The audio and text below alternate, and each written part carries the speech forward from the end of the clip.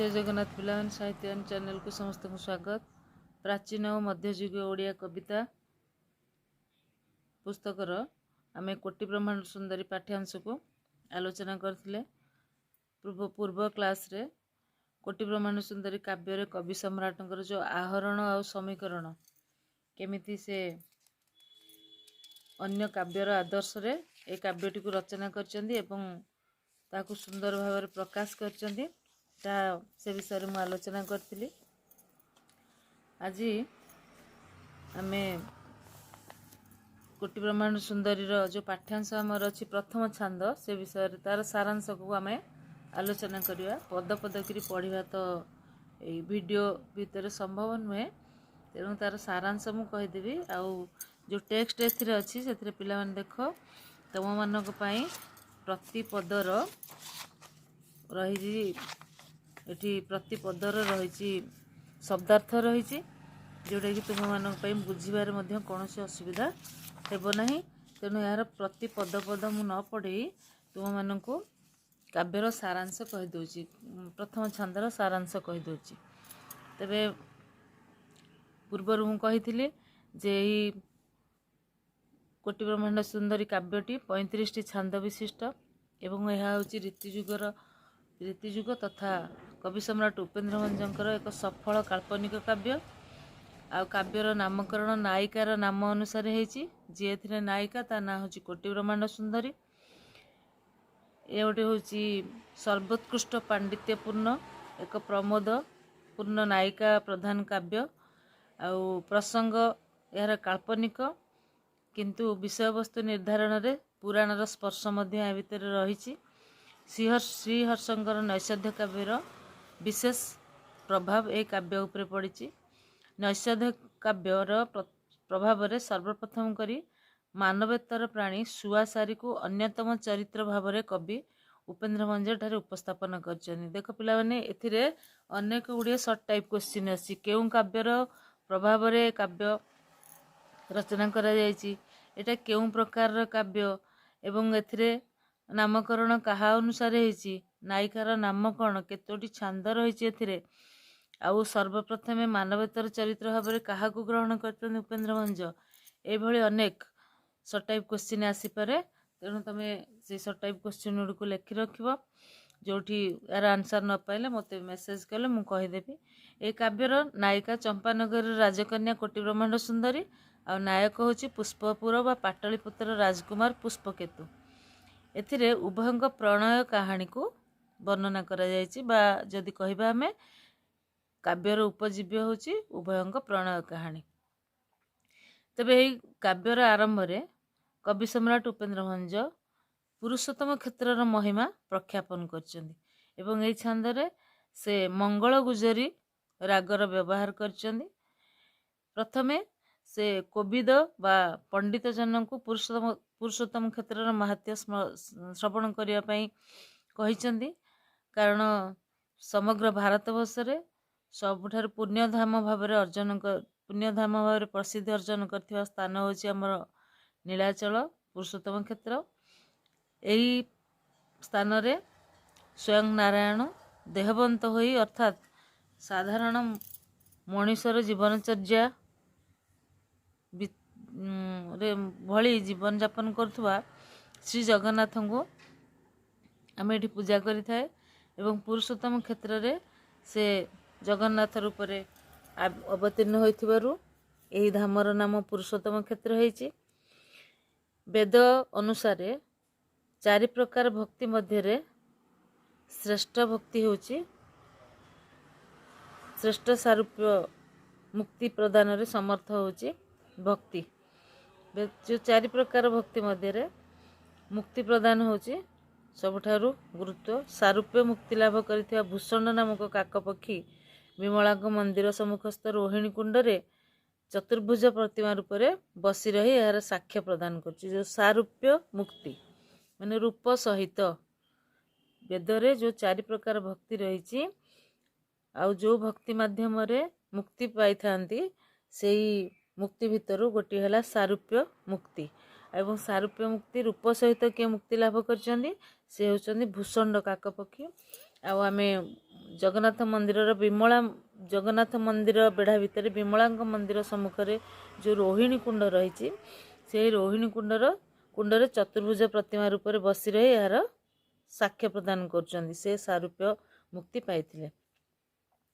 ब्रह्महत्या रूपक महापातक विनाश करिवार समर्थ यही महान क्षेत्र स्वयं कपालोचन महादेव यही कथार सर्वश्रेष्ठ साक्षी।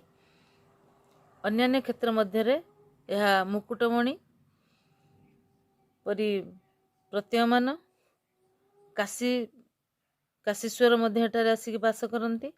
आउ अन्य क्षेत्र मध्य यह नरेंद्र अर्थात राजा सदृश एपरी क्षेत्र राज पाप विनाशन करवा सामान्य कथा। गुणिया जमी साप विष झड़वा गोटे सामान्य कथा तदनुरूप ये क्षेत्र पक्षरे कौन सी अन्यायी व्यभिचारी व्यक्तिर पाप झड़ाइबा होची सामान्य कथा।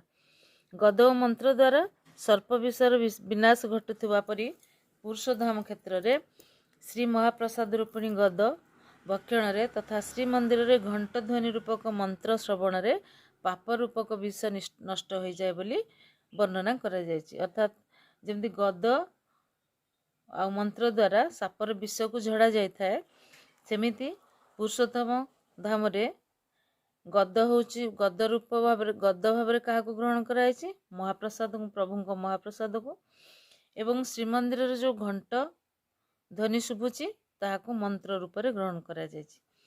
तेणु यही परम धाम रे विराजित बड़ देउलर शिखर देश रे उड़ुथुआ बाना बा पताका को दर्शन कले जम मध्य पाखे पशि पारे नहीं बोली विश्वास अछि। आउ सांगपांग वेद भली कल्पमठ मध्य एठारे विद्यमान वैदिक क्रियाकांड रे यज्ञ रे पशुबध कले सुफल मिलवा भली कल्पपट पापताप नष्ट करे बोली नष्ट करी सुफल प्रदान करथाय बोली मध्य विश्वास रहिछि। आउ जो रहिछि गड़खाई रूपे विभाजित होई सत्य जेपरी गर्जन छल रे कहि जाउछि एथिरे स्नान करी पाप समूह दाह कर। पुरुषोत्तम धामर आउ अन्य गोटे ना हला कंभु कटक बा शंख क्षेत्र।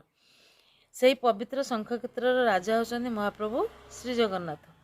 महाप्रभु चारि वर्ण लोकों को धर्म अर्थ काम और मोक्ष आदि चतुर्भग फल प्रदान करने को समर्थ अटंती।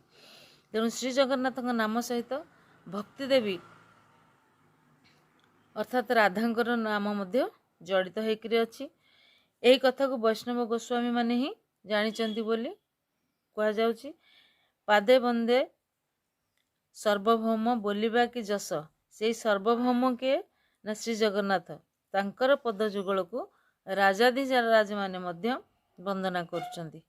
कारण स्वयं महादेव से पदारविंद को शिर रे धारण करने को सर्वदा आशा करथांती। श्री जगन्नाथ लेस मात्र कृपा दृष्टि अनेक दुख कष्ट छेदन करने को समर्थ। थरे मात्र तांग दर्शन रे जीवनर समस्त कलुष समस्त पाप धौत हो जाए और अशेष पुण्य प्राप्ति हुए। तांका पादपद्म रे पाट महादेवी श्री लक्ष्मी और अष्ट ऐश्वर्यदायिनी विमला प्रभृति अष्ट महादेवी मध्य सेवा करुचंती। पुणी आरत भंजन दीनबंधु नाम श्रवण करी बहु दूर देशरू लोक माने तांका उपरे भरोसा रखी नित्य प्रतिदिन आसुचंती तांकर सेवा करबा पई तांको दर्शन करबा पई। महाप्रभु श्री जगन्नाथ सम्मुख रे गरुड़ पक्षी जोड़ हस्तर दंडायमान से आर्तजनक गुहारी को श्रवण कराइबा निमंते जो आर्ते माने आसुचंती जो आर्तजन माने आसुचंती तांकर गुहारी को श्रवण करबा निमंते प्रभु को निवेदन करुचंती। हे प्रभु आपण कोटि कंदर्प लावण्यमय मूर्ति को देखाइबा को रत्न सिंहासन उत्तम बेशमान धारण करी उपवेशन होइथांती। से मूर्ति को देखि अगणित भक्त प्राण तन्मय होइजिवो एवं तार प्रत्येक भक्तर मनर जो आशा आकांक्षा रही ताहा पूरण होइजिवो तार पाप द्वैत होइजिवो ताको अशेष पुण्य प्राप्ति हेबो। सेही करुणासागर श्री जगन्नाथ मस्तक रे सप्त शिखा विशिष्ट रत्न खचित सुवर्ण मुकुट लगी है जहाँ अति शोभावर्धनकारी। कवि यही सप्त शिखा को समुद्र तीर्थ बाड़वाग्निर 7 शिखा सहित तुलना करछन्ति। सप्त शिक्षावली सागर शब्दटी मध्य श्री जगन्नाथଙ୍କ ପାଇଁ खूब तात्पर्यपूर्ण।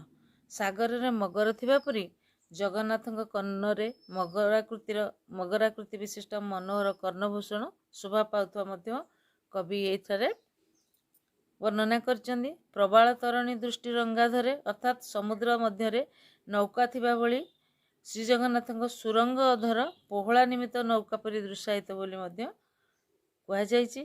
समुद्र संभूता अर्थात समुद्र मंथन उत्पन्न लक्ष्मी परी तांका पाखरे शोभारूपिणी लक्ष्मी मध्य विराजमान करिअछंदी। जनमानस को देखाइबा निमित्त श्री जगन्नाथ महाप्रभुଙ୍କ दशावतार लीला पाई श्री मंदिर रे विभिन्न उत्सव मानकर प्रवर्तन होता है। जुग पर जुग जो लीला खेला प्रभु करिछंती ताहाकु उत्सव आकार रे पालन करी भक्त प्राण को आह्लादित करुछंती। तेबे महाप्रभुंकर वर्ष सारा जेतिकी यात्रा अनुष्ठित हुए ता मध्यरे तांकर अन्यतम यात्रा होची बा द्वादश यात्रा होची देवस्नान पूर्णिमा और श्री गुंडीचा यात्रा। उभय होची प्रसिद्ध यात्रा। ए दुई पर्व रे महाप्रभु तांका बड़ देउलरु बाहरी आसी अपेक्षारत पतित जनों को उद्धार करने पाई साक्षात दर्शन दे थांती। गोटे थर स्नानवेदी उपरे आ गोटे थर रथ उपरे। ज्येष्ठ पूर्णिमा तिथर पूर्व दिन राति पाहांता प्रहरु महाप्रभुंकर सेवकगण अति उत्साह एवं उत्कंठा सहकारे तांको सम्मुखरे आसी मिलित हुअंती। स्त्री पुरुष सब प्रकार भक्तगण स्व स्व नित्यकर्म समापन पूर्वक महाप्रभुंक सिंहद्वार सम्मुखरे हुलहुली हरिबोल पकांती। सेही हरिध्वनि रे दिगमान शीघ्र पूर्ण हेले बोली माने हरिध्वनि रे सबु दिग पूर्ण हो जाए बोली कवि वर्णना करचंदी। महाप्रभु विजय करने को तुलसेज पहाड़ पड़ी। चतुर्दिग घंट शंख मृदंग मादल कंसाल ताल कर्नाल पटह झरझरा प्रभृति वाद्यमान बाजिबारु से स्थान उछुली पड़ुची। महाप्रभु श्री जगन्नाथ होचंती सर्वज्ञ। धरित्री माँ आनंदित होई अपेक्षा करची केतेबेले ता उपरे प्रभु विजय करिवे से मध्य आनंदित। सेवक गण महाप्रभुंकर सेवा करी होइथिबारु सेमाने मध्य भगवान भली सर्वज्ञ पलटि जाइछंदी। सेमाने श्री जगन्नाथ को बामन बड़ ठाकुर बलभद्र को ऐरावत ज्ञान करी झुलाई झुलाई पहंडी करी आणुचंदी कोठिकी स्नानवेदी को। जगन्नाथ स्वयं बामन भगवान से दुई भाई स्त्री जदि हस्ती बा गज हो न थांते तेबे काहेकि श्रीमंदिर भली प्रसाद छाड़ी स्नान मंडप रूपक पुष्कर को स्नान निमंते मन बलाते तेणु सेमानकु हस्ती कहवा यथार्थ मन हुए। हाथी माने जेपरि स्नान सारी पंक बोली होती अनुरूप भावे प्रभु जगन्नाथ स्नान मंडल स्नान कर सारी श्रेष्ठ सुगंधित चंदन रे चर्चित हुअंती एवं जनसाधारण पाप रूपक पद्मवन को उजाड़ी दे थांती। तेबे महाप्रभुंकर सबुदिन लीलास्थल होची बड़ देउल। बड़ देउल सबुदिन रहंती आ ताहाकु नीलाचल बोली मध्य कहा जाए। हाथी परि जहाँकर नील पर्वत सर्वदा तांको भक्तर भक्तिभाव रजुर समस्त होचंदी बंधा। मात्र ए भाव को मूर्ख माने बुझी पारंती नाही बोली कवि कहिचंदी। स्नान मंडपर बाहुड़िया बेले गजानन वेश धारण करी भक्त मानक भवसागर पारी करती महाप्रभु श्री जगन्नाथ। सेवक माने माँ सुभद्रा को संसार समुद्र छोट नौकावटी भावी टेकी नहीं मंडप उपरे बसई दियंती। त्रिताप रूप हांडी भांगिबारु बड़ ठेंगा सदृश सुदर्शन को ठिया करी धरी विजय करांती से स्नान वेदी उपरे। आ इंद्रपद दाता श्री जगन्नाथ राजराजेश्वर परी ब्राह्मण ठारे हाथ पैठ दे विजय करलेंदी। सेठारे अनेक चामर चालित हुए आउ शुक्ल पाटछत्र टेका हुए। क्षीर समुद्र लहरी बोली मन हुए सत्य जमी क्षीर समुद्र लहरी सृष्टि होची। प्रबल जनगहली मध्य ଜଳଛତ୍ରଧାରୀ ଅସଂଖ୍ୟ ଲୋକଙ୍କୁ ଦେଖିଲେ ମନେ ହୁଏ ସତେ ଯେପରି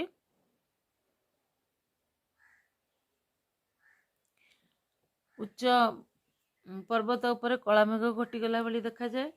ମେଘ ଜଳ ତ୍ୟାଗ କରି ଲୋକମାନଙ୍କୁ ଓଦା କରିଦେବା ପରି ଏଠାରେ ମଧ୍ୟ ଛତ୍ର ଛଳରେ ରହିଥିବା ମେଘ ସ୍ୱେଦ ଜଳରେ ଶୂନ୍ୟରୁ ଜଳଧାରା ତ୍ୟାଗ କରି ଲୋକମାନଙ୍କର ଶରୀରକୁ ସନ୍ତପ୍ତ କରିଥାଏ।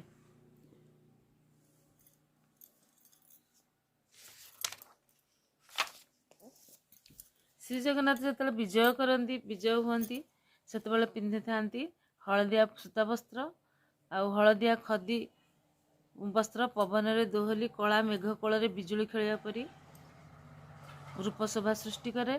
ତୃଷାତୁର ଚାତକମାନେ ମେଘ ଜଳ ପାନ କରି ତୃଷା ନିବାରଣ କରି ତୃପ୍ତ ହୁଅନ୍ତି। ସେହିପରି ଯେମିତି ଚାତକମାନେ ହୁଅନ୍ତି ସେହିପରି ଶ୍ରୀ ଜଗନ୍ନାଥଙ୍କ ପାଦୋଦକ ପାନ କରି ବ୍ରାହ୍ମଣମାନେ ସେମାନଙ୍କର ପାପ ତୃଷ୍ଣାକୁ ମେଣ୍ଟାଇ ସନ୍ତୁଷ୍ଟ ହୋଇଥାନ୍ତି। ଏହି ହେତୁ ସେଠାରେ ମୟୂରପୁଚ୍ଛ ଚାଳିତ ହୁଏ। ଆଉ ମଧ୍ୟ ନିଶାଣ ରୂପକ ବ୍ୟଙ୍ଗ ଶବ୍ଦରେ ଦିକ୍ପ୍ରାନ୍ତ ଉଛୁଳି ପଡ଼େ। ସେହି ସମୟରେ ମେଘର ଘଡ଼ଘଡ଼ି ଧ୍ୱନି ପରି ଜଗନ୍ନାଥଙ୍କର ପହଣ୍ଡି କାଳରେ ଘର ଘର ଧ୍ୱନି ଶୁଣାଯାଏ। ଏହା ବ୍ୟତୀତ ଅଗଣିତ ଭକ୍ତ ଆଞ୍ଜୁଳା ଭରା ପୁଷ୍ପ ଜଗନ୍ନାଥଙ୍କ ଉପରକୁ ନିକ୍ଷେପ କରିବା ଦେଖାଯାଏ। ଅତି ମନୋମୁଗ୍ଧକର ଦୃଶ୍ୟ ଯେତେବେଳେ ଗୋଟିଏ ହାତୀ ଭଳି ଝୁଲି ଝୁଲିକି ତାଙ୍କୁ ଅଣାଯାଉଥାଏ ରଥ ଉପରକୁ, ବହୁତ ସୁନ୍ଦର ଦେଖାଯାଉଥାଏ, ମନକୁ ଆକର୍ଷଣ ମଧ୍ୟ କରିଥାଏ। ମହାପ୍ରଭୁ ଏଇଭଳି ଭାବରେ ସାଥିରେ ତାଙ୍କ ଭାଇ ଭଉଣୀକି ନେଇ ସ୍ନାନ ମଣ୍ଡପ ସିଂହାସନ ଉପରେ ବିଜେ କରନ୍ତି। ଏଇଟା ହେଉଛି ସ୍ନାନ ମଣ୍ଡପକୁ ଯିବାର ବିଧି। ସେଠାରେ ପାତାଳବାସୀ, ନାଗ, ଭୂବାସୀ, ମନୁଷ୍ୟ, ସ୍ୱର୍ଗବାସୀ, କିନ୍ନର ତଥା ସ୍ୱର୍ଗ ନିବାସୀ କିନ୍ନର ତଥା ଗନ୍ଧର୍ବମାନେ ମଧ୍ୟ ଅପେକ୍ଷା କରି ରହିଥାନ୍ତି। ବ୍ରାହ୍ମଣମାନେ ଅନେକ ସ୍ନାନ ମାଠିଆ ଜଳ ପୂର୍ଣ୍ଣ କରି ଜଗନ୍ନାଥ, ବଳଭଦ୍ର, ସୁଭଦ୍ରା, ସୁଦର୍ଶନଙ୍କ ଉପରେ ଢାଳନ୍ତି। ଜଗନ୍ନାଥଙ୍କ ଶ୍ରୀମୁଖ ମଣ୍ଡଳରେ ଜଳ ଢାଳିଲେ ତାହା ସେଇ ଉଜ୍ଜ୍ୱଳ ଧାରାମାନ ତଳକୁ ବହି ଆସେ। ସ୍ନାନ ଉତ୍ତାରେ ବଳରାମଙ୍କ ଶରୀର ଶ୍ୱେତବସ୍ତ୍ର ବର୍ଣ୍ଣ ହୋଇଥିବାରୁ ତାହାଙ୍କୁ ମେରୁ ପର୍ବତର ହୀରା ଶୃଙ୍ଗ ସହିତ ଏବଂ ସେଥିରୁ ନିର୍ଗତ ଜଳଧାରାକୁ ଗଙ୍ଗା ସହିତ ତୁଳନା କରାଯାଏ। ଜଗନ୍ନାଥଙ୍କ ଶରୀର କୃଷ୍ଣବର୍ଣ୍ଣ ହୋଇଥିବାରୁ ତାହାକୁ ମେରୁ ପର୍ବତ ସହିତ ମେରୁ ପର୍ବତର ମାରାଙ୍ଗ ଶୃଙ୍ଗ ସହିତ ଏବଂ ସେଥିରୁ ନିର୍ଗତ ହେଉଥିବା ଜଳଧାରାକୁ ଯମୁନା ଧାରା ସହିତ ତୁଳନା କରାଯାଇଛି। ଏବଂ ହରିତାଳ ବୋଲି ସେ ସୁଭଦ୍ରାଙ୍କ ଶରୀର ହରିତ ବର୍ଣ୍ଣ ହୋଇଥିବାରୁ ତାହାକୁ ମେରୁ ପର୍ବତର ହିମଶୃଙ୍ଗ ସହିତ ତୁଳନା କରାଯାଇଛି। ଏବଂ ସେଥିରୁ ଯେଉଁ ସ୍ନାନ କଲାବେଳେ ଯେଉଁ ଜଳଧାରା ତାଙ୍କ ମୁଖରୁ ବାହାରୁଛି ତାହାକୁ ମେରୁ ପର୍ବତର ନିର୍ଗତ ହୋଇ ତାହାକୁ ହରିତାଳ ବୋଲି କୁହାଯାଇଛି। ତିନି ମୂର୍ତ୍ତିଙ୍କ ଶରୀରରେ ଚନ୍ଦନ ଲେପନ କାଳରେ ସେଥିରୁ ଚନ୍ଦନ ଖସି ମେରୁ ପର୍ବତର ସେହି ତିନି ଶୃଙ୍ଗରୁ ଆଉଟା ରୂପାଜାତ ହୋଇଛି ବୋଲି ଦୃଶ୍ୟାୟିତ ହୁଏ। ସେହି ଦିବ୍ୟ ଦୃଶ୍ୟ ଦେଖିଥିବା ଆଖିମାନଙ୍କର ଦରିଦ୍ରତା ଦୂର ହେଲା। ତାହା ଆଖି ନିଜକୁ ଧନ୍ୟ ମନେ କଲା ଏବଂ ମନ